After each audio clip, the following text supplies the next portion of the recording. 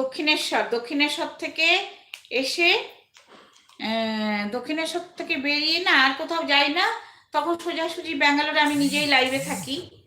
আচ্ছা, তারপরে 11টার সময় যাই বাংলাদেশে। আমি আর পলাশ বলছি, আমি আর খাবো না। আচ্ছা, ভাবি কেমন আছেন?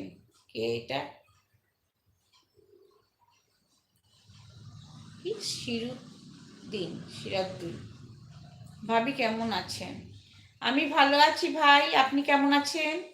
পরিবারে আসার জন্য অনেক অনেক শুভেচ্ছা। বাংলাদেশ আসেন নাকি?